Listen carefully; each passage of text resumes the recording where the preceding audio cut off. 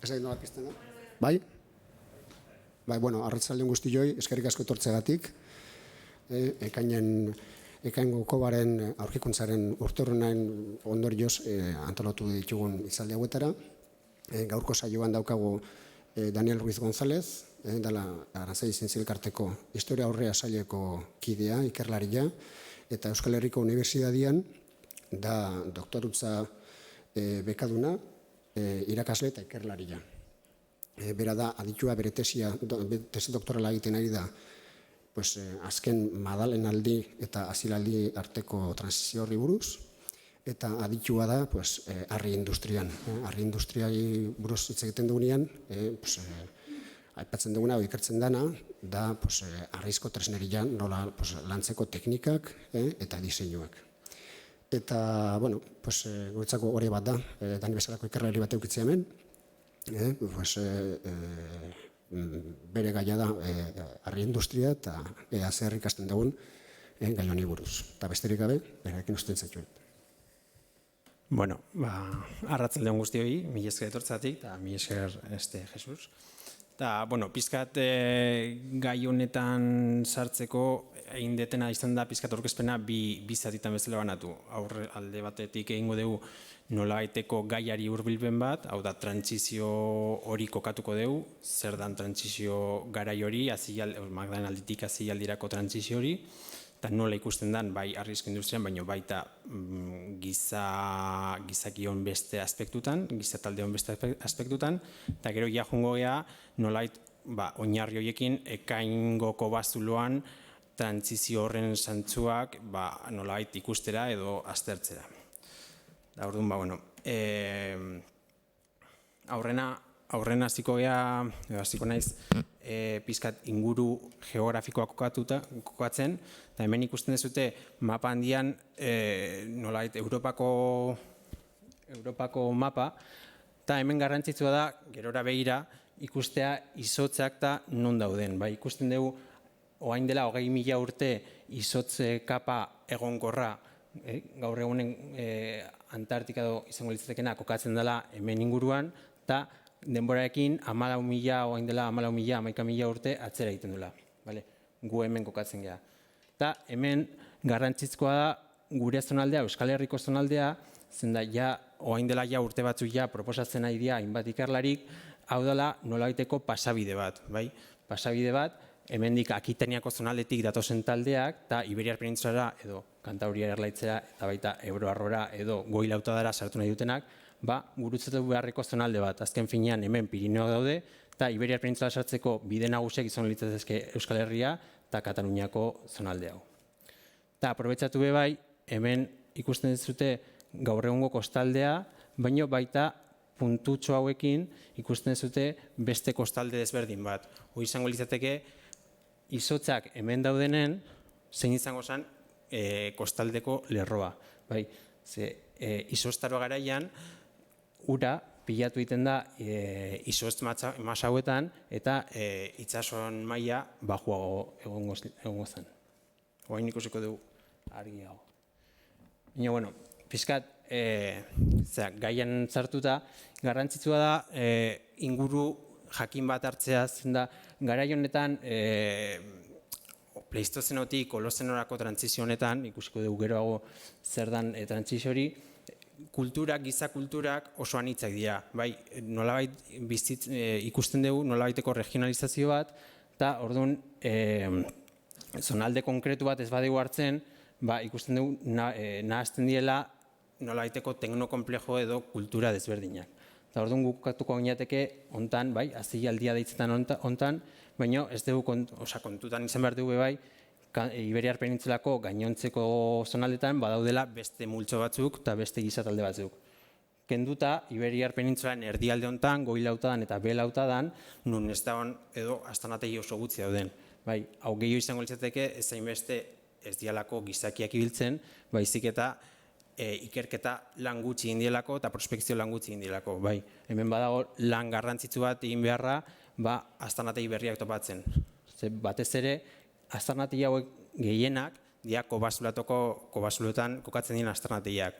Hemen historia aurrean orokorren badago tradizio oso luze bat, aztarnategiak kobasulotan bilatzearena. Azken batean kobasuloak identifikatzen errazak dira, eta hor topatzen ditugun aztarnategiak oso ondo kontserbatuta daude, bai maila arkeologikoak más o menos ondo kontserbatuta agertzen dira, eta orduan ikertzen eta topatzen errazak dira. Orduan ez zaio hainbeste atentziori jarri aire zabaleko aztarnategiak bilatzeari. Hori beba ikusiko dugunez garrantzitsua da, ze nolait baldintzatu egingo du geroko ikerketa.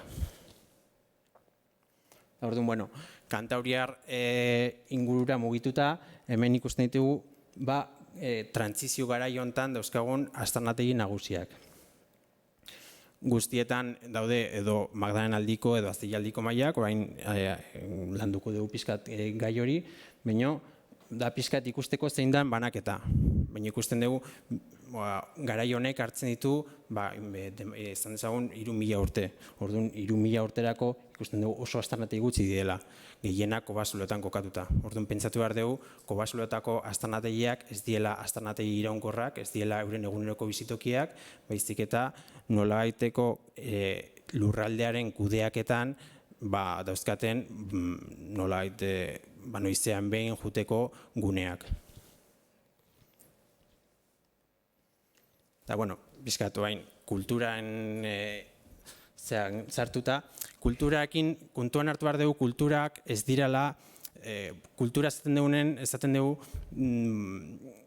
hartzen ditugu ez diak gaur egungo kulturak bezala, baizik eta diak kultura batzuk orain dela 12.000-13.000 urtekoak, Europa osotik edatzen dianak, eta definitzen dira normalen irizpide teknologiko edo materialengatik, bai? Ez dakit nolako arrankaziak edo ez dakit nolako puntak edo zur tresnak dituztelako edola. Ez dakigu fosilizatzen ez duten elementuak ez dakizkigu, orduan kultura horren definizioa dator, nolait 3-4 elementu zehatzengatik. Orduan horbe bai kontutan izan behar dugu kultura definizio hori pixkat komatxotarten egon behar dela. Baina, bueno, guk justo kokatzen gea goi paleolitoa deritzonaren eta epipaleolitoaren arteko trantzizio horretan. Goi paleolitoa da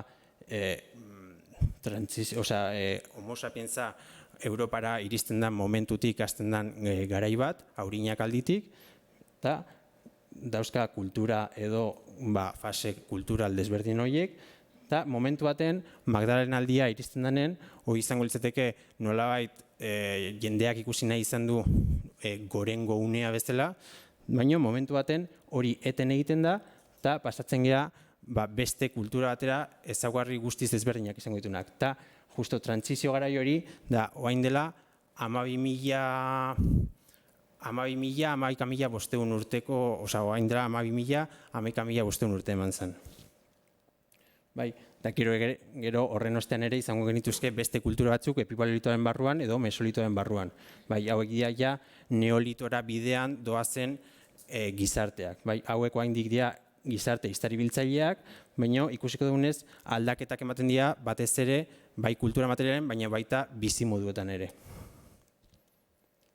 Eta, bueno, kultura hauen berezitasuna edo trantzizio honen berezitasuna da aldaketa klimatiko gogor batek markatzen duela. Edo justo garai horretan, ez dakigu kultura aldaketa dan klimatiko, erantzun klima aldaketari erantzun bat, edo independienteki doan kontu bat. Baina kontua da aldaketa klimatiko hori badaukagula, eta orduan kokatzen gea, hemen izango nuke, hau da Magdalenaldiaren erdi Magdalenaldia, ez azkeneko Magdalenaldia baizik eta erdi Magdalenaldia, hemen badaukagu klima epel bat, basoekin izango genituzke kerkusak edo bestelako basoak, baino goi Magdalenaldian, goi azken Magdalenaldian, eta hori da justo gure aldaketa honen aurreko kultura, izostaroa sakondu egiten da. Izostaro garai baten gaude, temperaturak oso bajuak dira, eta orduan klima izango da, edo paisaia izango da, estepa baten moduko paisaia. Basoak desagertu egiten dira, eta daukagu, imaginatu orain gaur egungo Europa iparraldeko klima moduko bat. Eta orain dela 11.700 urte, klima hori berriro aldatzen da, eta gerturatuko da oain gaur egunen daukagun klimara, bai, oloztenoan sartzen gara, hau da, izostarotik ateratzen gara, eta pasatzen gara izostarot arte batera. Eta berriro, edatzen dira basoak, eta horrekin batera, hemen ikusten dugu rekorridu luzeagokoa, bai, aldaketa hau izango litzateke izostaroa, bai, eta hemen justo Magdalenaldiko inestabilitate garai hori, eta gero ja, hobekuntza garai hau, hemen jarraitzen duna, bai, hemen ja ikusi dezakegu gaur egunera arte, gaur egunea hauek dira milaka urte, orain dela gaur egunetik zenbat mila urte, 14.000, 13.000, eta hobekuntza trantsizio garaia justo hemen kokatzen da, bai, hobekuntza hau garatzen den arte. Eta hau ikusten dezute ja klima badala gaurrengoen oso antzekoa. Orduan pasatzen gea izostaro batetik, bai, klima hobeago batera, eta non epeltasuna igotzen den, ezetasuna igotzen den, eta pasatzen gea, hemen ikusten dezute temperatura batez besteko temperatura izango zana 17-13 gradu bitartekoa, pasatzen da 20 gradu ingurukora, bai, hori aldaketa nabarmena da. Eta, bueno, horrekin batera, paisaia aldatzen da, eta paisaiarekin batera animaliak ere aldatzen dira, animalia espeziak, eurek eizatzen zituzten animalia espeziak. Bai, pasatzen gea, izostaro garai hortan, elur oreinak, bisonteak, oreinak bezalako espezietatik, bai, horiek denborarekin desagertzen joango dira, eta agertzen joango dira basoetako, edo basoetan erosoago bizitzen diren animaliak, bai, esaterako basurdeak edo orkatzak. Eta horiekin batera, bisonteak edo eluroreinak desagertu ingo dira. Desagertu, ez dira bapaten desagertzen, joango dira iparraldera mugitzen, euren klima horretara egokituta daudelako. Eta gero horrekin batera ere agertzen dira beste animalia batzuk, batez ere ez agertu ez daudelako, baizik eta agertu aztarnatietan agertzen hasten direlako, adibidez untxiak, arrainak, hegaztiak edo muskuiluak edo barrazkiloak. Aldaketa testuinguru honetan, kontuan izan behar dugu, pasatzen gehala elur oreinaren garai hortatik, bai, ikerketen hasieratik 19. mendetik, identifikatzen diren historia aurreko kulturak, bai, Magdalenaldia da errezen identifikatzen den kultura, horrek dauka kultura material aberatzena, oparoena eta gaur egungo irizpide artistikoetatik nolait politena, pasatzen geha, eta hori identifikatu zuten elur oreinaren garaia bezala, bai, izostaro hortan bizi zirelako, pasatuko geha beste garai batera, nun hori desagertu egiten den. Orduan hori ez dakite ondo nola identifikatu. Baina ja 1885ean, Eduard Piete, hau izan zen Mazda kobazuloan hazialdia identifikatuko zuen aurrenekoa. Bai, berak kobazuloa induzkatzen duen ikusten ditu bi maila dauzkala. Alde bat ite doka Magdalenaldi hori, bai, kultura aberatz horrekin, arte oso polit horrekin, eta geho horren gainean badauzka beste maila ez daki nola interpretatzen dituen, eta geho badauka neolitoa, bai, ja, abeltzainak, nekazariak. Orduan, berak identifikatuko ditu bi maila horiek, nola baiteko degradazio garai batekin, eta Mazda kobazuloaren eponimoa erabiliko du kultura berri bat izendatzeko. Bai, kultura berri honetan, berak gusten du artea edo arte hori desagertu egiten dela, eta agertzen dela beste manifestazio artistiko batzuk, adibidez, uharri margotuak edo. Orduan, hor izango litzateke nola baiteko genesia edo nola hasten den definitzen trantsizio garai hori. Bai, 19. mende hortan hasten dira hola definitzen. Eta honek markatuko du bai geroko ikerketa. Azken batean, beak ja identifikatzen du hazialdia degradazio garai batekin. Degradazio garai bat, nun Magdalenaldiko gizarte iztaribiltzaileen gorengo une hortako artea eta desagertu egiten da, eta nolabait zerbait gertatzen da, eta hori guztia desagertu egiten da. Bai, klima hobekuntza horrekin batera. Eta, bueno, testu inguru hortan, jakin behar dugu bai, ikerketak geho aurrera egin du. Osa, hoi izan zen oso ikuspegi simplista bat, mantendu zenak, eztabaidak egon ziren 20. mendean zehar, kultura hori eta trantsizio hori non ematen zen, nondik zetorren kultura hori, degradazio hori zergaitik ematen zen, baina beti zen ideia horrekin bueltaka. Bai, nolabait McDonaldia dela gorengo une bat, giza kultura hauen baitan gorengo une bat, baina azilaldian degradatu egiten dela. Orduan, azten dira eztabaidatzen ager nundi datorren. Ea dan Kantauriar zonaldeko garapen bat, Frantziakoa, Pirinioetakoa, baina 80ko hamarkadatik aurrera, aurreko 20. mendeko 80ko hamarkadatik aurrera, ja hasiko dira ikuspegi berrietatik aztanategiak berriro induzkatzen eta berriro aztertzen kultura materialak, eta nolabait emango zaio beste buelta bat. Hasiko da azilaldia aztertzen edo trantsizio garai hori hasiko dira aztertzen beste ikuspegi batetik, nolabait ikuspegi berritu batetik eta aurreiritzirik gabeko ikuspegi batetik. Eta zentzu hortan, nolabait hildo desberdinak egongo dira azterketa edo ikerketa honen barruan. Aztertuko dira alde batetik kultura materialak, arrisku industriak eta zurrezko industriak, eta gero bebai horren inguruan faunak, geopolenak eta olakoak. Nolabait saiatuko dira egiten ikerketa integral bat. Eta zentzu hortan, hasiko gea pixkat, trantsizio hori ezaguarritzen duten kontuetan sartzen. Hasiko gea horrena suharriak aztertzen, eurek erabiltzen zituzten eguneroko tresneriak nola ikusten dugun, edo zeintzuk dian tresneria horiek eta nola ikusten dugun aldaketa hori, eta geho ezurrezko industriarekin jarraituko dugu. Suharriarekin hasteko garrantzizkoa da jakitea gure zonalde honetan, Euskal Herriko zonaldean, suharria azaleratze oso garrantzitsua, suharria da silexa, ez da ezagutuko dezuten, suharria azaleratze oso garrantzitsuak eta oso kalitate honezkoa dauzkagula.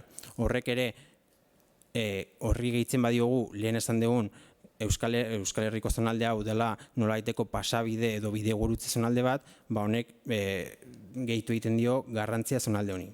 Hemen mapa honetan ikusten ditugu, zonalde honetan dauzkagun suharri azaleratze danak, baina suharri azaleratze hauek danak ez dira erabilgarriak, arrazoi desberdinengatik.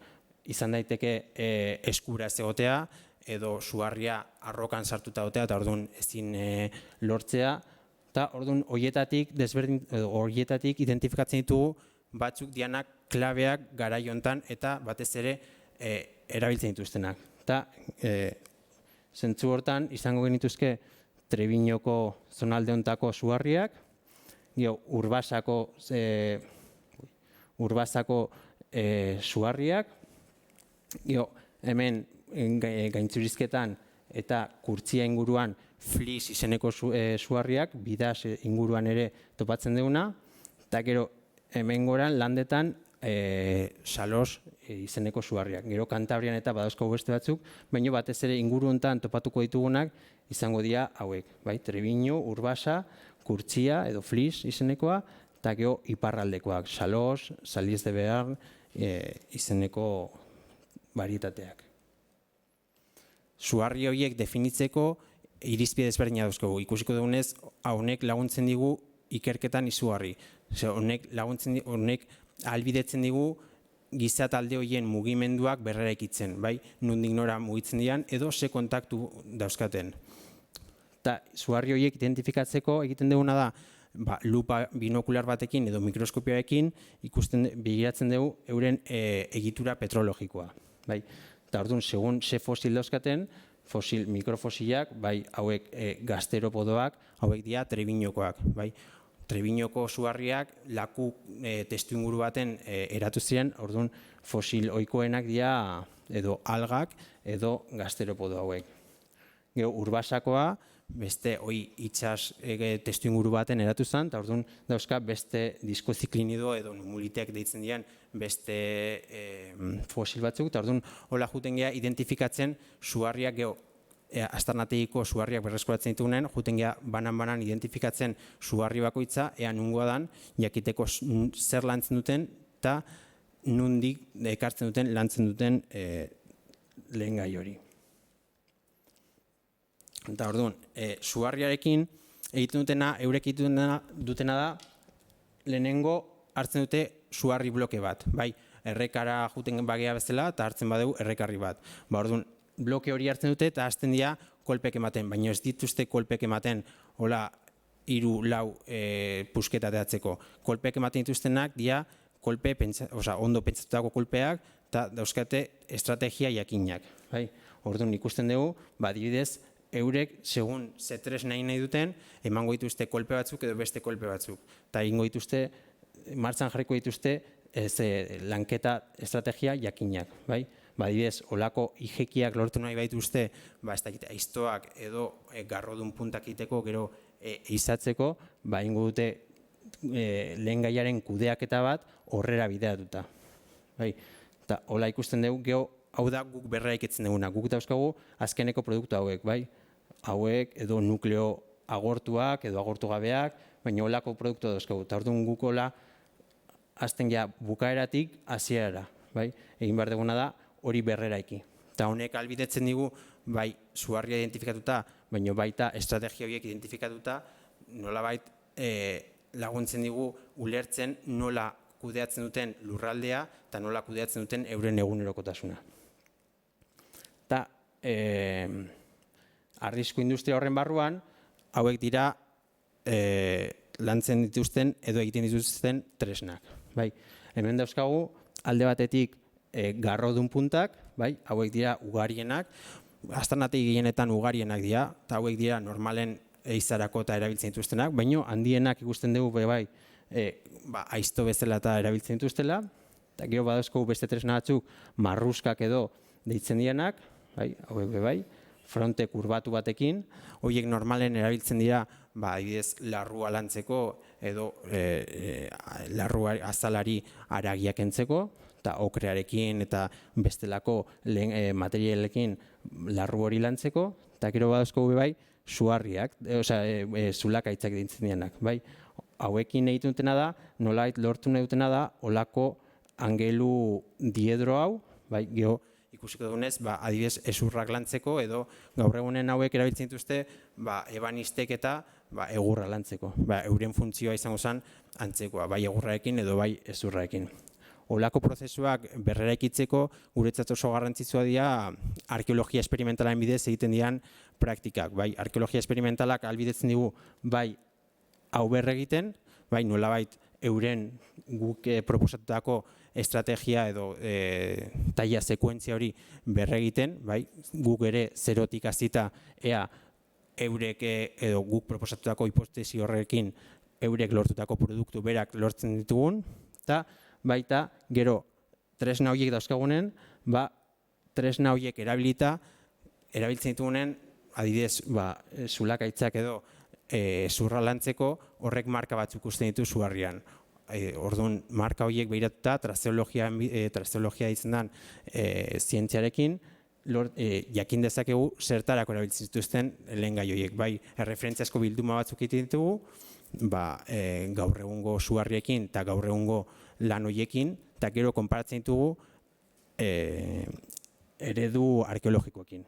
Eta orduan nola egiten duguna da alde batetik jakin eurek egindako mugimendua, hori petrologiaren bidez, eta bestetik ze lantzen duten eta zertarako lantzen duten tresna bakoitza. Eta trantsizio garai honetan ikusten duguna da punta, adibidez, garrodun punten kontuan, hau adibidez, hauek dira Urtiagako kobazuluak. Urtiagako kobazulua hemen Gipuzkoan dago bebai, Debako udalerrian, eta hemen ikusten duguna hauek izango ziren, hauek dira Magdalenaldikoak, eta hauek Astilaldikoak, eta hauek Magdalenaldikoak. Ikusten duguna da, Magdalenaldian nolabait puntak ikusten dezute zuzenagoak eta luzeagoak diela, orokorrean, badaude eszeptio batzuk, baina orokorrean dira luzeak eta nahiko estuak, eta ikusten duguna da, Astialdian nolabait puntak aldatu egiten diela, diversifikatu egiten dira. Eta hau gertatzen da, ikusten dugu txikiagoak diela, beste nolabait ez dira hain normatiboak, eta orduan aprobetxatzen dituzte produktu gehiago.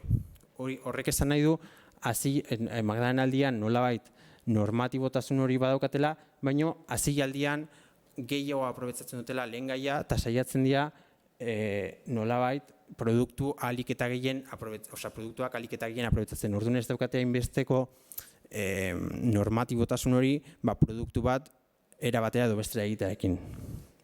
Hori bai ziurrena egon daiteke lotuta ez bakarrik normatibotasun hori baizik eta beste tresna batzuk egiten dituztela bai. Adibidez, hau izango litzateke Frantziako beste alternatiba bat, eta honetan hasialdiaren barruan ikusten dugu trantsizio bat ere badagoela, bai, aldaketak ere badaudela. Honek erakusten digu trantsizio horiek ez diela ez bat batekoak, ez unibokoak, hau da, ez dute zentzu jakin bat jarraitzen. Ez dago trantsiziorik, ez dago apurketa argirik. Momentu eta garai bakoitzen, talde bakoitzak ditu gauzak erabatera edo bestera. Orduan, hemen ikusten duguna da, punta batzuk direla hola kurbatuak, geho berriro zuzenak dituzte, orduan kontu zibili behar geha bebai honekin. Alde batetik trantsizio joera orokorrak zeintzuk dian, baina kontu zibili behar geha ez nahastearekin, ez detaile zehatzetatik ez eraikitzen modelo orokorrak. Eta, arrisku industrian berez, desberdintasunak ez dira oso ugariak, baina badaude. Ez dira oso ugariak batez ere, funtzionatzen duen gauza bat ez dutelako aldatzen. Orokorrean puntak erabiltzen dituzte punta bezala, orduan normalen punta bat, hau da, gaur egungo distantzia, baina gaur egungo kutxio baten modukoa, aizto baten modukoa, hau izango litzateke sorbatza, eta hau eurek beste sorbatzak entzen diote, nolait, zea kutxi bezala erabili izateko. Orduan, hemen nolait berrikuntza gutxi egin daitezke.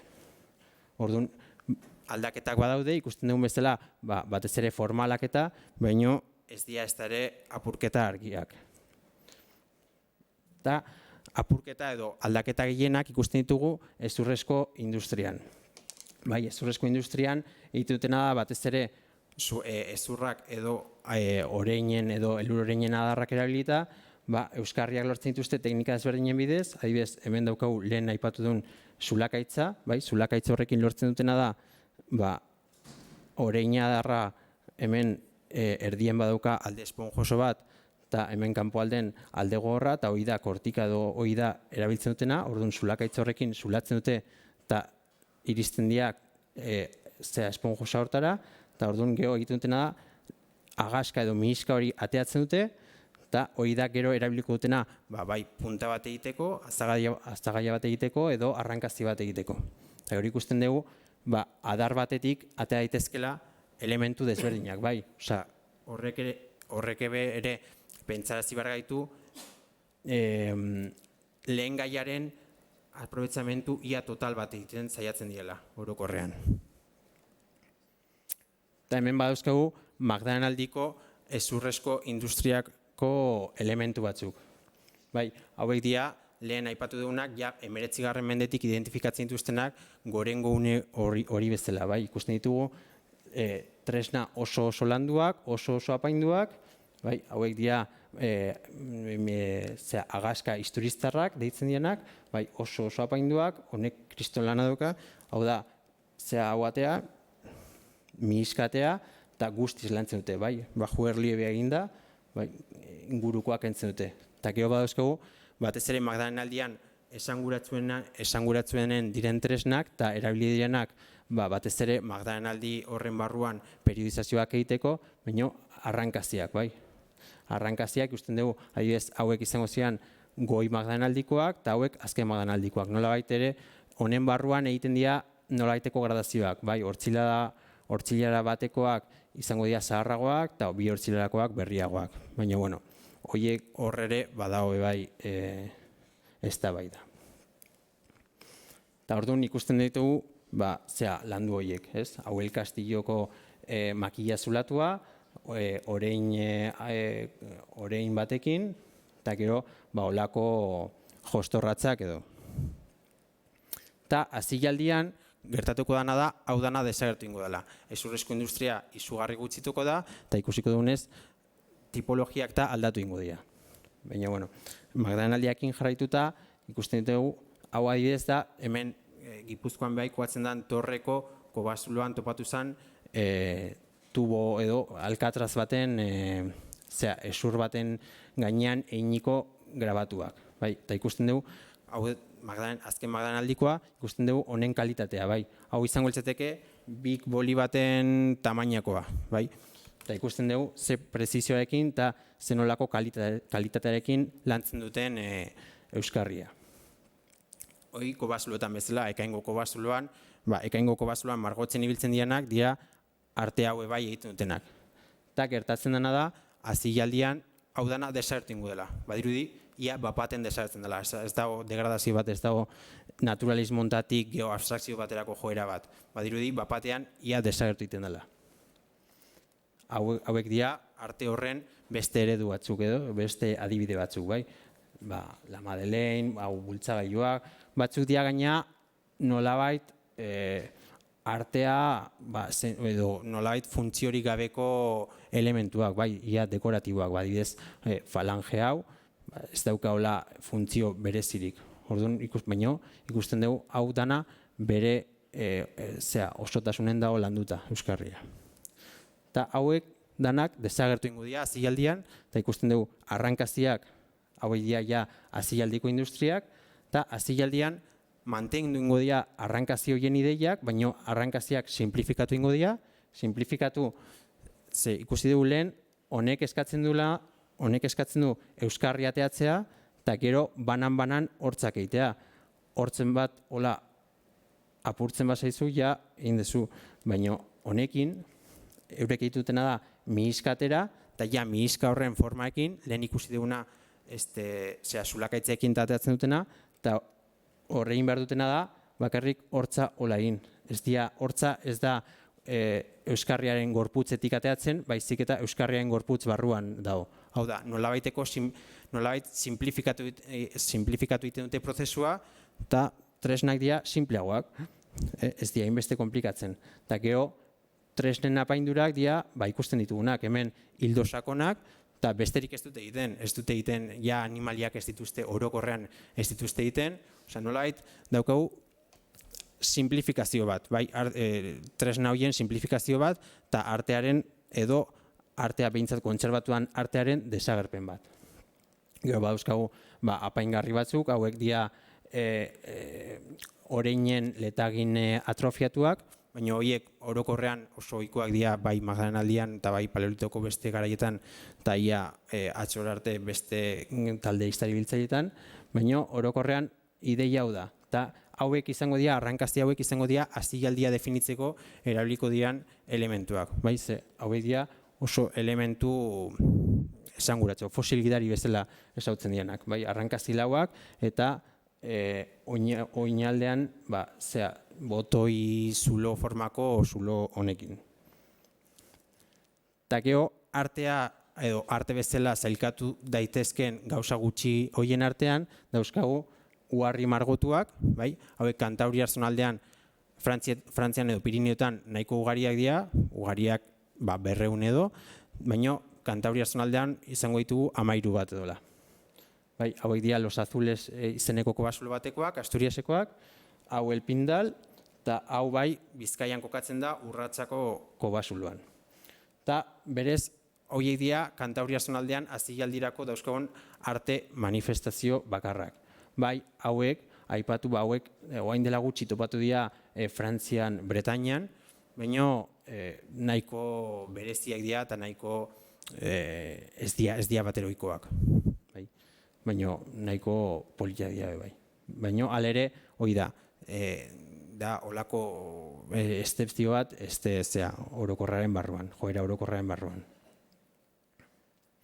Eta gero, hilobiratzei edo mundu simboliko edo beste bizitzez aratagoko mundu horri dagokionez, egia esan Paleolito osoan zehar oso eskasak dira hilobiratzeak eta garai edo trantsizio garai honetarako bakarri daukagu hilobiratze bat eta hazialdikoa. Lehen aipatu dugun uharri margotuen kobazulo ontakoa, Los Azulesekoa, eta hemen ikusten dugu 40 urte inguruko gizon baten hilobiratzea, 40 urte inguru eta 70 kilo edo. Eta hemen ikusten dugu beak bazteukala edo jarri ziotela edo behintzat arkeologoek ala identifikatu zuten atu bat, maskor desberdinekin, zuharri desberdinekin, uharri margotu horiekin, eta elementu horiekin. Eta gero egia da, azialditik aurrera, mesolitoan, eta gero ja neolitoan baina mesolitoan ugaritu ingo direla hilobiratze horiek. Orduan, hau ere ikusi nahi izan da horren aurrekari bezala, ez? Nolabait gauzak aldatzen ari diren erakusgarri. Eta pixkat, hori da, kultura materialari dagokionez ikusten ditugun aldaketak. Eta kultura material horrez gain, aldaketak ere ikusten dira ekonomian, euren egunerokotasunen eta euren estrategia sozioekonomikotan.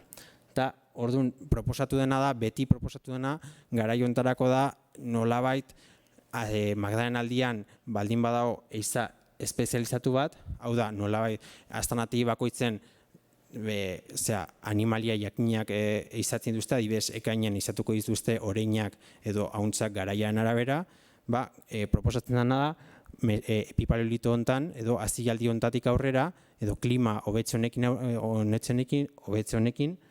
egingo dutena dela espektro zabaleko ekonomia bat. Hau da, ez dira zentratuko espezie bakar batean, baizik eta dibertsifikatu ingo dutela.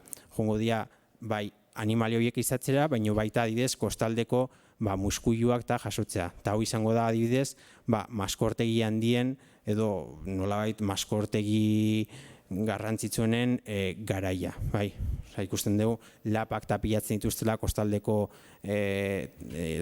aztanategietan, eta baita arrainak, adibidez Santa Katarinan Bizkaiako aztanategi baten. Orduan ikusten duguna da, ekonomia hori dibertsifikatu ditutela, eta aldi berean nolabait simplifikatu dutela kultura materiala. Orduan, aldaketa horiek zergaitik dira, badaude egile batzuk proposatzen dutena, hori dela nolabaiteko regionalizazio bat ematen delako. Hau da, Magdalen aldian mugikortasuna handia da, eta horrek laguntzen du, nolabait arte honen mugikortasunen, ze arte hauek dira, Frantziakoak, baina beste hauek Kantabria erlaitzekoak. Orduan, eurek proposatzen da talde horiek mugikortasun handia dutela, mugikortasun handia ez du esan nahi egunero mugitzen dianik, baizik eta urtaroaren arabera edo mugitzen diela, adibidez animaliei jarraituta edola, eta proposatzen dena da, garai honetan, azialdian, klima horren hobetzearekin batera, nolabait euren akzio eremua mugatuagoa bihurtuko dela, ez diala juten Akitaniatik Asturiasera, baizik eta geratzen diela eremu mugatuagotan. Adibidez, Euskal Herriko inguru hontan, baino iparraldeko zonaldetan neguan eta honea hegoaldera udan. Eta orduan, testu inguru honetan, kokatzen dugu ekaingo aztanategiko erregistro arkeologikoko gune garrantzitsu bat, ekaingo aztanategian badaukagu trantsizio garai horren erregistroa eta laguntzen digu garai honetan ematen diren aldaketa horiek ulertzen.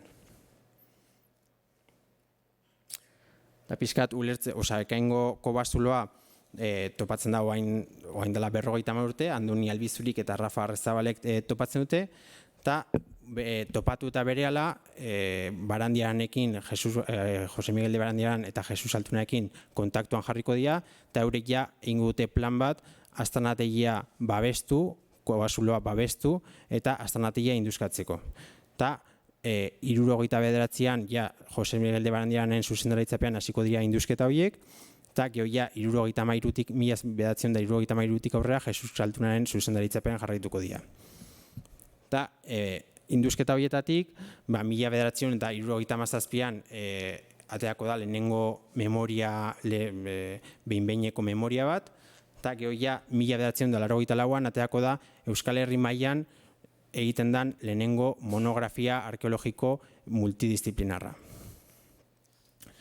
Eta horren barruan, aipatzekoa da, Jose Maria Merinok doktoreak eginiko ikerketa. Beak aztertuko du arrisku industria, ikuspegi tipologiko batetik, tipologiko eta estadistiko batetik, eta beha saiatuko da trantsizio garai hauek nolabait ezaugarritzen eta teknika horien bidez identifikatzen.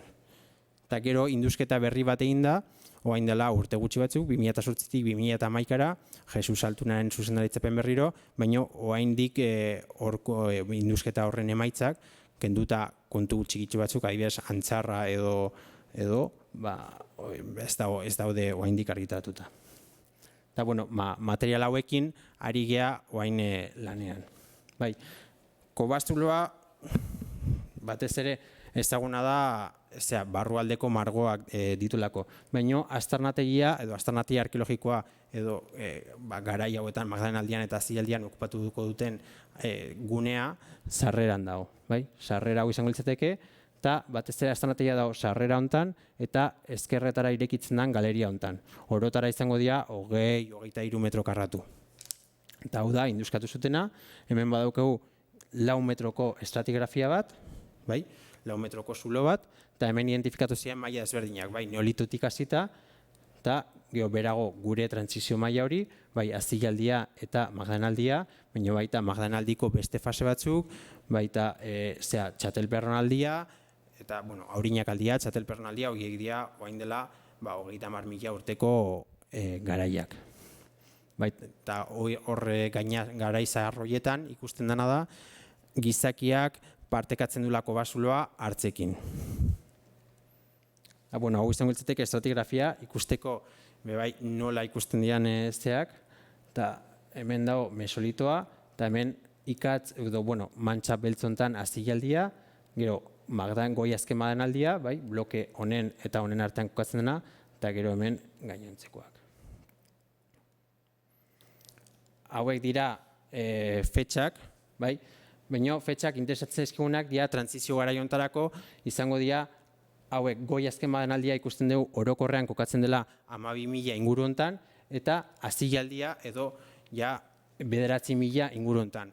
Hau da, ez da trantsizio jarraitu bat, ez daukagu trantsizioa ez da 12.000 diela Magdalenaldikoak eta 11.500 Azilaldikoak, baizik eta nolabaiteko hiatu bat daukagula, eta berriro, orain dela 9.000 urteko basuloa okupatzen dutenak, dia trantsizio hori nolabait bete duten, teorian bete duten taldeak. Baina ikusiko dugu, trantsizio hori ez dela ez hain argia, ez hain bortitza. Eta, arrisku industriak aztertzeko, hau da, guk erabiltzen ditugun metodologia desberdinak, arrisku industriak aztertzeak orduan, aztertzen ditugun banan arrisko, lehen ikusi dugun plan hortatik, taila sekuentzia hortatik ateatzen dien arri bakoitza aztertzen dugu, printza eta laska bakoitza, edo ijeki bakoitza, eta horri aplikatzen dizkigu edo hortatik ateatzen dugu estruktura edo egitura desberdinak. Estruktura tipometrikoa, jakiteko ze tamaina daukan pieza bakoitzak eta zer lantzen duten, estruktura teknologikoa, hau da nola lantzen duten, tresna edo euskarri bakoitza nola lortzen duten, hau da eskema horren barruan ze pauso ematen dituzten produktu bakoitzak lortzeko, estruktura morfologikoa, hau da, ze tresna egiten dituzten, edo tresnak nola egiten dituzten, lehen ikusi ditugunak garrodun puntak, marruskak eta ze formak ematen dizkieten, ze tipologiak azken batean, eta estruktura petrologikoa, hau da, suharriaren jatorria identifikatzen dugu. Eta gero, horiek danak nolait elkartzen ditugu, ulertzeko nola egin duten arrizko lehengai horien gestioa, ulertzeko. Eta hauek dira adibidez, topatzen ditugun harri horietako batzuk, produktu horietako batzuk. Hauek dira ikusten ditugu zentimetro bateko harritxoak, baina hauetako bakoitzak ematen digu informazio bat. Hauek adibidez dira tresnak egitetik ateatzen dian soberakinak.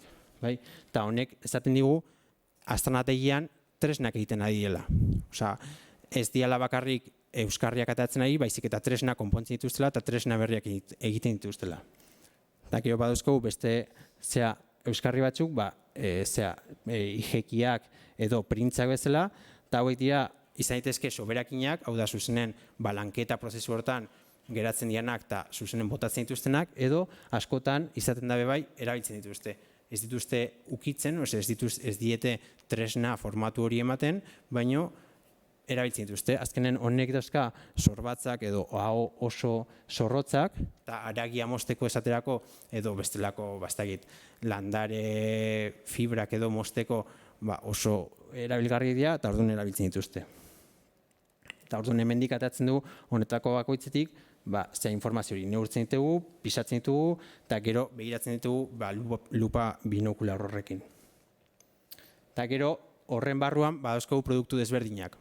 Ikusi ditugu hauek dira lortzen dituzten produktuak, baina gero badauzkogu produktu horien jatorria dian nukleoak, eta nukleo horiek gestionatzeko, hau da, nukleo horietatik euskarriak ateatzeko dauzkaten estrategia desberdinak. Hauek dira, adibidez, freskatze produktua ditzen dianak, edo espainoles productos de rabibado, eta horiek balio diete, nolabait harria lantzen ari denen, gertatu daiteke kolpe bat oso gogor ematea, eta orduan harria erdia puskatzea. Orduan nolabait nukleo hori erabiltzen jarraitu izateko, egin behar duena da, beste estrategia aldatu, eta kolpe batzuk eman, adibidez, hemen ikusten dugu normalen egitutena dela, kolpeak eman nola goitik bera, eta hemen ikusten dugu negatibo bat, eta hemen dikateako zan lehen ikusi dugun euskarri hauetako bat.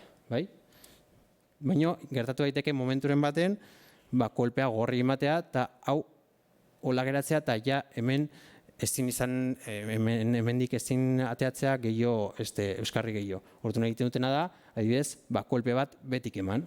Eta orduan horrekin lortzen dutena da, hau kentzea eta nukleoa erabiltzen jarraitu izatea. Eta ikusten duguna da, Magdalen aldian, igual ez dituztela hainbeste konpontzen, ez dituztela hainbeste berrerabiltzen nukleo horiek, hau da, igual nolabait istripu edo taia istripu hau baldin badokate nuklea botatzen dute, azkenen lurralde mugikortasun hain handia dutenez badakite lehen gai hori eskuratzea izango dutela, baina aztialdian ikusten duguna da estrategia hauek edo konponketa estrategia hauek areagotu egiten dituztela. Hau da, lehen gaiak agortzen dituztela. Nukleoak agertzen dira askotan, ja azken ezin dela lehen gai gehiago, ezin dela euskarri gehiago atea. Hau da, aztialdian nolabait pragmatikoago bihurtzen dira, eta lehen gaia erabiltzen dute nolabait agortu arte. Eta hauek dira, adibidez, lanketa horren eskema desberdinak. Alde batera, bestera, hau da, nukleoak eta harri horiek eurek ikusten dituzte, ez da harriari kolpeak ematea. Ikusten dute harri osoa, eta horrek badauka, euren buruan badauka logika bat, eta dana dago, mailakatua eta badakite ze pausu eman behar dituzten produktu jakinak lortzeko eta segun ze elementu egin nahiko duten produktu horiek lortzeko. Gero hauek dira adibidez zulakaitzak egitetik lortzen ditugun produktuak, eta hauek adibidez garrantzitsuak dira lehen ikusi ditugun ukierako printza txiki horiek bezala, hauek markatzen digutelako. Igual, zulakaitzik ez daukagu, baina hauek baldin badauzkagu, badakigu tresna horiek egiten nahi diela. Hau da, naiz eta tresnak ez egin, espainolas nola esaten da, la ausencia de evidencias no es evidencia de ausencias, edo al revés, horrek markatzen digu, edo markatu dezake, tresna horiek egiten nahi diela. Edo, adibidez, lehen gaiari begiratuta, batzutan ikusten dugu, Trebiñoko suharri zeiniko zulakaitzak daudela, eta hauek ez daudela. Hau da, zulakaitz horiek ja kanpotik egin dekartzen dituzte, eta idea beste tresna batzuk egiten, beste lehen gai baten. Eta gero tresna horiek eraman egiten dituzte. Eta gero, tresna horiek behin egin dituztela, gero euskarriak lortu dituztenen, ja egiten dituzte tresna jakinak. Adibidez, hauek dira goi azken aldiko tresna oso bereziak, bai? Laminilla sierra espainolez eta zerradun garrodun puntak euskaraz, eta hauek dira oso tresna bereziak, hau da lehen ikuste duen sorbatz hori egiten dutena da hoi kendu, eta gero egiten dute olako orstun bat. Bai, hau pentsatu behar dugu jongo zela lantza punta baten edo gezi punta baten, eta hau animaliari sartzen zaionen, animaliari geratzen zaio barrun sartuta. Baina gero izan daiteke bai, hauek erabiltzea larrua lantzeko edo bestelako aktibitatetarako. Hortarako, egin beharko duguna izango da, lehen aipatutako arkeologia esperimentalaren bidez, tresna hauek guk egin, eta gero erabila desberdinen bidez, gero aztertu aber ze marka geratzen dian, eta alderatu horiek erregistro arkeologikoarekin. Eta hauek dira justo Magdan aldikoak. Baina gero ja azialdian olakoak desagertu egiten dira. Ja ez dituzte olako zeak egiten, bai hau sorbatzak endu, baina ja olako ostunak eta ez dituzte egiten. Nolait bihurtzen dira simple hau bezala. Hauek dira Magdan aldiko tresnak, bai? Punta hola ikusten ditugu hola zuzenak, oso estuak eta nahiko finak eta estilizatuak, bai? Hauek dira 6. mailakoak, goi azken Magdan aldikoak, hauek dira 4. mailakoak, bai? Eta hemen ikusten ditugu lehen aipatutako zulakaitzak, bai? Ezurra lantzeko edo paretak adibidez barrualdean dauden grabatu horiek lantzeko edo grabatu horiek egiteko, tresna hauek ere erabiltzen ziren. Eta gero dauzkagu marruskak, bai? Aipatutakoak adibidez larrua lantzeko edo. Eta ikusten ditugu horiek dira nolabait egunerokotasunen erabiltzen dituzten tresnak. Eta azialdian tresnak izango dira pixka desberdinak. Ikusten dugu puntak oraindik egiten dituztela hola zuzenak eta finak, baina agertzen dira bai punta txikiagoak, garroak izaten dituzte ja kurbatuak, hau da nolabait ez dira hain lehen aipatu duen normatibotasun hori ez da hain markatua, dibertsifikatu egiten dute. Ikusten dugu euskarriak ez dira zertan izan behar olako ijeki luzeak eta finak, baizik eta aprobetxatuko dituztela beste euskarri batzuk printzak edo lehengo taldeek edo lehengo Magdan aldiko gizatalde horiek erabiltzen ez zituztenak. Eta agertuko dira bai hauek, eta hauek dira geometrikoa ditzen dianak. Hauek dira punta hauen nolabaiteko evoluzio bat, bai? Osea, punta hauei egiten dietena da oinalde hau nolabait kurbatu, mostura batekin hau kendu, hauek danak dira nolabait tresnaekin lotuta egongo dienak, bai? Segun ze tresna egin duten, ze gezi punta edo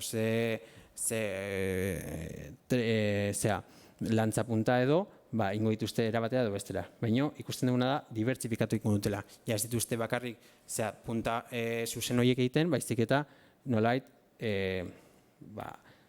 beste modu batzuk asmatuko dituztela. Eta gaina ez da hori bakarrik, honekin lortzen dezuna da, olako ijeki batetik, olako lau batea ditzazkezu.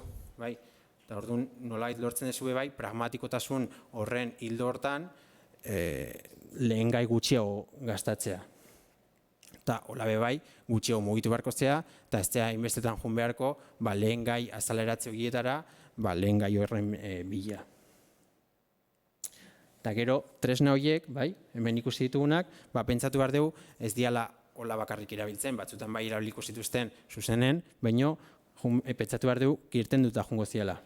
Hau dira tresna konposatuen adibideak, egurretan sartuta doazenak, hauek, hau bigarrenak enduta danak dira Europa iparraldekoak, Errusiakoak, hau Errusiakoa eta besteak Europa iparraldekoak, eta hau da Jose Maria Merinok, lehen aipatu dugun doktoreak, ekaingo astronatia aztertu zuen proposaturiko berreeketa bat, Beak topatu zituen lehen ikusi dituen garrodun elementu horiek edo punta horiek, eta nahiko gertu topatu zituen, eta orduan beak proposatzen du, hori izango zala nolabaiteko tresna konposatu bat.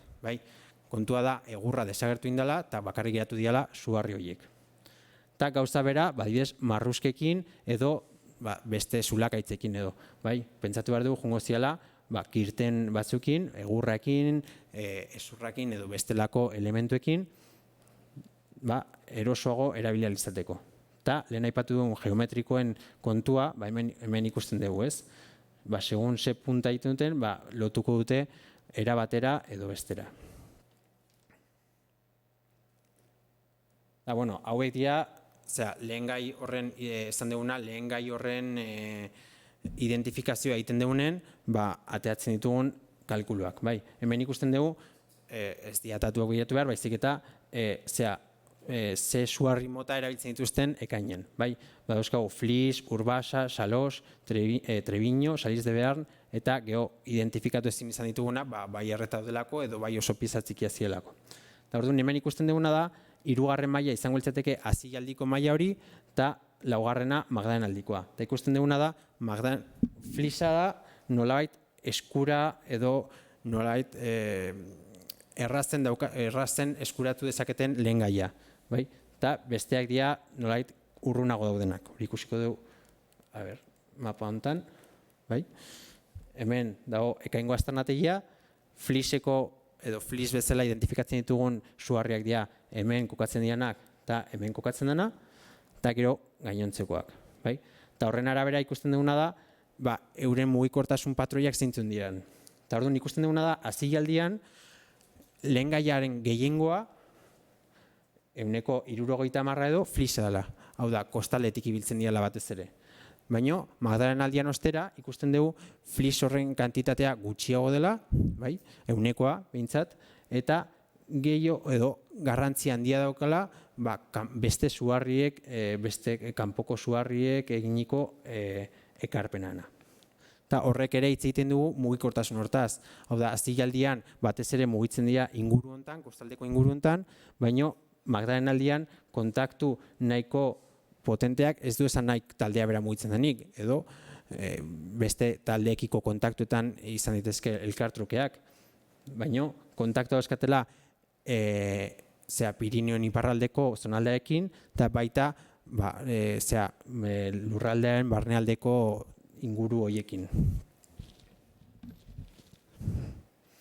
Eta gero egiten duguna da, suharri bakoitzaren arabera, identifikatu lanketa desberdinak, baina hau ez dugu ikusiko. Baina hauek dira, hemen ikusteko adibidez, bai suharri bakoitzaren itxura, hauek dira kurtziako suharriak, eta gero binokularren nola ikusten dira. Hemen ez dira ikusten, baina izaten dituzte askotan esponjan espikulak. Gero hauek dira Urbasako suharriak, eta hauek izaten dira, lehen aipatu ditugun foraminiferoak, eta izaten dituzte gaur egungo itxastrikuen espinan sekzioak, eta hauek Salosekoak, lehen ikusi duguna horre Audiñon inguruko eta honek ere badauzka beste fosil batzuk. Hau sorpresa bat izan da, ekaingo aztarnatian bastante ugaria da, ikusten dugunez, 9% magdalenaldiko mailan eta 7% azilaldiko mailan. Hori nahiko kuriosoa da, ez da oso ohikoa Kantabriar inguruko aztarnategietan. Baina, da 3. garrantzian.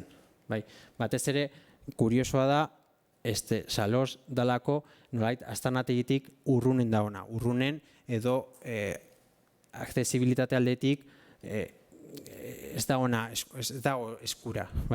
Gertuago dauzkate, bai Urbasa eta bestelakoak. Baina, kuriosoa da, honea jutea. Gero, nik badauzkat nire susmoak ez dutela suharria hemen jasotzen, baizik eta kostaldean edo jasotzen dutela. Hoi ikusten da, suharriak badauzkalako itxasoan ibilizanaren aztarnak eta kortikan ikusten dira errekarri bezala kolpatuta daudela. Baina, hori da, etorkizunen egin beharreko ikerketa bat. Eta, gero, arrisku industria horrez gain, badauzkagu ekainen lehen aipatutako ezurrezko tresna horiek, batez ere dira azagaiak eta puntak eta arrankazti horiek, Arrankazti hauek dira magdalenaldian ikusi ditugun horiek bezalakoak, eta hau azilaldian, azilaldiko horiek bezalako fosil gidaria edo. Eta zentzu hortan nahiko identifikagarria da aztarnategia. Eta, bueno, hauek dira ondorioak, baina, markatu beharko genukena da,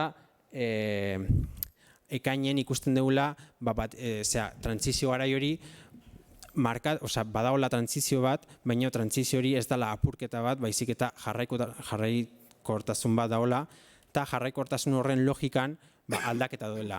Eta aldaketak gehiago esango genuke klima aldaketa horrekin batera egituntela dela, edo talde hauek egituntena dela, nola aiteko errekurtsoen razionalizazio bat edo pragmatismo bat hartu. Saiatzen dira errekurtso adibidez esan duguna muskuiluak eta bestelako lehengaiak edo janariak. Bestelako errekurtsoak hartzen, eta horrek hori da desberdinduko dituna aurreko garaitatik. Eta sugarrian bebai hori ikusten dugu.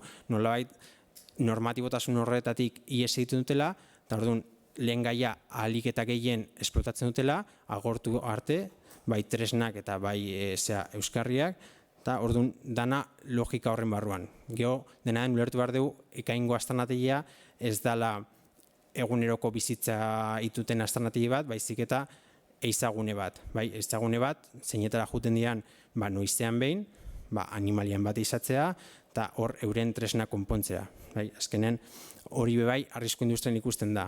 Arrisku industrian ikusten dauna da, diala konponketak, tresnen konponketak, tresna pare bat egiteko egintzen duten geldialdi bat, azkenen eurekin ere eramango zituzten nukleoak eta sugarriak, eta orduan momentu baten inbar dituzte tresna batzuk egiten dituzte, eta hori da ekainen ikusten duguna.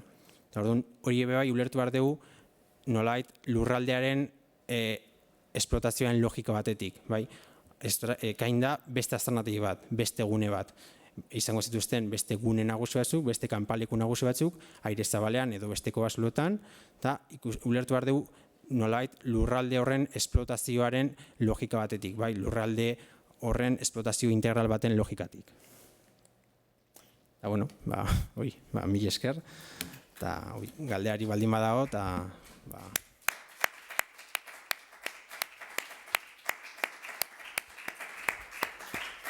Eskerrik asko dani, inork galderik baldin badauka, favorez? Ez moztu, bota zuzenean. Badago galderik? A ber, bai. Txon, pixkat, mikrofonak karagatzen. Vale.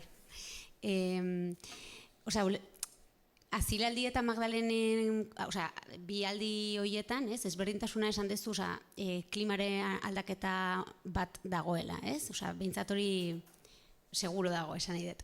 Izan daiteke igual, ez dakit, kobazulautik ateratzen direla eta horregatik dagoela aldaketa bat ere, eta artea igual desagertu dela edo gutxiago egiten dela, ez dakit, galdetzen dut. Pentsate behar dugu, klima aldaketa hori dago, eta nik uste kobazuletara, ez dira kobazuletatik ateratzen, kobazuletako habitatak nik uste diala nola baiteko kontu behin-behinekoak eta noizean behinekoak. Lehen ikusi dugu mapan zeintzuk dian Kantauriar erlaitzen dauzkagun astanategiak, eta hori 3.000 urteko tarte baterako oso gutxi dira. Eta erregistroa ikusten badugu oso gutxi da. Normalen biziko zian aire zabalen. Egia da, isostaro batean, kanpoalden baldin badago 12 gradu, zero azpian 12 graduko temperatura bat, kobazulo baten, nun egoten den temperatura egonkor bat, 8-13 gradukoa, hor bero egiten du. Baina, ja, olozten hortan edo garai klimatiko hortan, nun kanpoan dauzkasun 20-17 gradu, kobazulo batea sartzea 8 gradukin eta kristonesetasunekin, pizkat nik pentsatuko nuke. Orduan, kobazuloak ulertu behar dugu dela nola baiteko kontu berezi bat, noizean behin sartzen diena, ez bakarrik arte egiteko baizik eta bai erabiltzeko ikusten dugu, kasu honetan alto de cazado izaleku bezala, baina egin behar duguna da aire zabaleko astanategi horiek bilatzeko ahalegin garrantzitsu bat. Azkenen nik uste, eta nik uste gainontzeko ikerlariek ere horrekin bat ingo luketela, astronati edo bizitoki potentenak horre egongo dira. Bai, euren eguneroko bizitza horre ingo zuten, kanpaleku, kanpinden da, larrozinako eginiko kanpindendekin. Azken batean, izostaroa guretzat bai, badirudi klima oso txarra dela, baina eurak klima hortan hasi dira. Orduan eurentzat ohikoa da, gaur egungo inuitak bezala, eurak klima horreta ohituta daude. Orduan, pentsatu behar dugu, ez geure logikatik, baizik eta euren logikatik. Orduan, lan garrantzitsua egin barra dago, aire zabaleko astronauti bilatzean, eta ziurrena hoi ez zenbat eta gehiago topatu, ikuspegia aldatuko da. Azkenen kobazuloetako da, pare bat momentako kontu bat. Naiz eta ikusi, ez dakit, zenbat, 20.000 harri dozkazula, baina hori da, ez dakit, 3.000 urtetan zehar, belaunaldi ezberdinetan eginiko bizitetan metatutako erregistroa. Baina inondik inora ere, historia osoko erregistro bat. Ustean baina zuen, ikerketan hausi jana indamen kobetan asko zarrexagoa dalako ikertzia. Ezin dugu uste, gizaki prehistorikoak, historia horreko gizartiak kobazuloan barrenan bizizianik, hotzak ikaratuta, esku atera eta pixka ber elurra eta izotzak kendu itendan, gelditu itendan kalea ateratzeko. Hoi ez da horrela. Hain zuzen, Europako erdialdian, Moravia eta Rusian bertan, eta ezagutzen dira aire zabaleko kanpamentuak, klima asko hotzagoakin, eta gai ziren bizitzeko. Gizakiak gai dira kontinente osoak kolonizatzeko, sua eta jatena lortzen baldin badute. Zer gertatzen da? Asko zerrexagoa dela, behin kobazulo aurkituta, danek esan duen bezala, barrena joan, eta sekuentzia bat aztertu. Aire zabalian, material guztia zabaldu iten zaizu, organikoa dan material guztia desegin iten zaizu, eta madalen aldila eta asilaldilana adibidez, askotan berizketarik nagusiena ezur industria baldin bada, adarretan egindako pieza horiek arrankazien diseinuak eta baldin badira ezogarren nagusiak, hori danak galdu iten dituzu. Eta gainera kobazuluan nola mugatu dadon, material guztia gordeta gelditzen zaizu, ia jatorrizko egoera hortan, posizio hortan. Aire zabalian dana zabaldu iten zaizu, eta dana. Urte askotan uste izan dugu hemen hau refugio bat zala eta hainbesteko bazuloekin, noski, denda kanpaina jarri, o bestelako bazuloan barrena jun, kobetara juten zirela. Begiratzen hasi gian arten. Organazten gira, aire zabalekoa astronauti batzuk aurkitzen eta, baina asko zailagoa da aire zabaleko astronauti bat aurkitzia, kobazulo batian da ona ikertzia baina. Baina hoxe da, ez zuten pintatziari utzi, azken nola giroa hobetu dan, guazen kalea, eta hain non pintatu, barbol batian, omako basua bezala, igual egingo zuten ez dakigu. Baina ere, danik esaten duena, badago jarraipen bate bai. Madalen aldian okupatzen dute toki bat, eta asilaldian ere bai. Hoi da, hoi ikusten deguna. Agian ez da gertatuko kasu guztietan, baina hori gertatu. Horra dibidez, bai, ekaingo kasua ikusi duguna datazioena, hori ikusten da, azken Madalenaldian okupatzen dutela orain dela 12.000 urte, eta badirudi tokiak galtzen dela, badakigu, orain dela 11.000 urte, oraindik hemendik ibiltzen ziela, baina ekain ez dute okupatzen. Ez dute okupatzen 3.000 urtetan, eta pasatzen dira 3.000 urte horiek, eta ziurrena 3.000 orain dela 9.000 urte, talde horietakoen batek kobazula berriro topatuko du, eta berriro okupatuko dute. Hau da, ikusten dugu kobazulak ez diala egunerokotasun hortan, baizik eta noizean behin topatzen dituztenak, eta talde batek ezagutuko zituen kobazulo jakin batzuk, eta orduan horiek izango ziren talde horren erreferentziazko kobazuloak, eta lehen gai edo suharriaren azaleratzekin gauza bera, jungo zian gune zehatzetara, Trebino hortan, jungo zian gune zehatz batera, talde horrek ezagutzen delako hori, orduan hori bebai pentsatu behar dugu ez dela zea bat. Zer galderik? Nik bakat bat. Punten diseinu ikusita eta behin baino gehiotan esan duzu lantza puntak eta gainerakoak. Garrodun punta horiek ikusita, armadura konposatuak egin daitezke, lantza baten muturrian jartzeko, baino badira beste batzuk, pixkat, apuntatzen dutela, ea arkuaren teknologia sortuko zan garai hortan, azken Madalen aldian, edo azilaruan, Arensburg kulturatan, eta horren gaina zein da zure iritzia. Klaro, ikusten duguna da, pasatzen gea punta luzauetatik, horiek arku hauek hauek, igual arku baten 4 zentimetroko punta bat sartzeko, igual ez da erabilgarriena. Baina geho ja ikusten dugunen, txikitzen juten diala, horrek logika bat izan dezake, ez? Beak aipatzen duen zentzu hortan, nik uste logika izan dezakela bebai, nolabaiteko tipologien aldagarritasun hori eta euskarriak txikitzearen logika hori, gehiago bat datorrela honekin, nolabaiteko emange edo teknika desberdinekin, olakoak, eta nik esango nuke dibertsifikazio hori ere horrekin bat egiten dula. Ez dakitan, justu garai hortan garatzen dela ze hori, baina honetan zerbait mugitzen dela. Ziurrena egongo da, lehengo tekniken edo lehengo estrategien biziraupen bat, punta luze hauekin eta, baina ziurrena zerbait gauza berriekin esperimentatzen nahi dira. Garai honetan pentsatu behar dugu, Magdalena aldi hortan estepa baten bizi diela, orduan egurra nahiko eskasa da, baina ja, azilaldi honetan basoak aurrera egiten denen, egurra ugaritu ingo da. Kontua da, egurra ez dela kontserbatzen. Orduan ziurrena, adibidez, proposatu dena askotan da, ezurrezko industria horren gutxitzea lotuta ingo dela egurrizko industriaren ugaltzearekin. Ezurren egiten zituzten gauzak, oain egurren ningu dituzte. Orduan ez dute zertan lan hori hartu egur bat lantzen. Eta ziurrena gezipuntena eta horrekin lotuta egon daiteke. Zenbait, multzo aztertzen dituzunean edo, San Adriangoa adibidez. San Adrianen baditugu justo muga hortako 3 maila, ikusiko jozu, aztertuko jozu egunen batean, espero dut, baina garrodun puntoien artean kasu askotan ikusten dira inpaktoko frakturak, hausturak. Segun zenolako indarra eta nondik jasotzen duen inpaktu edo talka bat, olako tresna batek usten du haustura oso esaugarria, esanguratsua. Orduan, kaso desente ditugu, non olako puntak justo minuta daude, oposkatuta daude, zentzu longitudinalian. Zanaet, armadura bati itxatzitzen baldin baizkiozu, horrelako puntak, justo trianguloaren punta egurran barrenen, kirtinen barrenen dijuala, ia ezinezkoa da justo puntan haustura hori eukitzea. Eta horrek, gure hipotesia, ematen du pixkat muturra armatzeko, berez punta bezala, armatzeko balio izan dutela. Sentido longitudinal hortan, gezi puntak izatea, edo, baina, ikusiko duzu.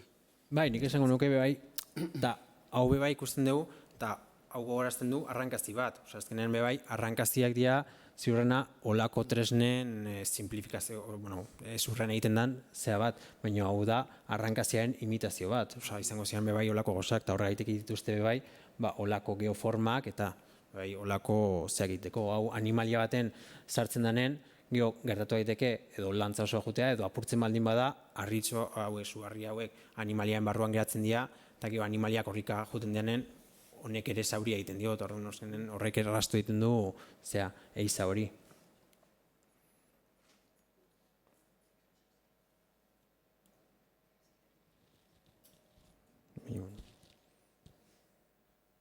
Beste galderaik? Aldetu, beldurri gabe, bestela inbintatuko dugu, ez bakigu.